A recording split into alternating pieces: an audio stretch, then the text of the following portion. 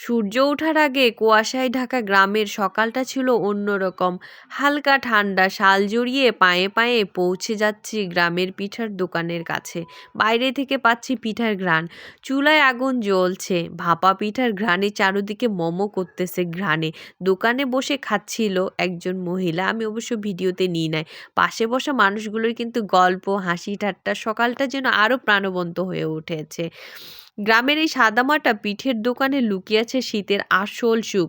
এমন সকাল আর এমন পিঠার স্বাদ অনেক দিন মনে থেকে যায়, যা গ্রাম আপনাকে টানবে বারবার প্রতিটা শীতে। কুয়াশার আড়ালে লুকিয়ে থাকা সূর্যের অপেক্ষায় যেন বাড়তি একটা আনন্দ দিচ্ছে।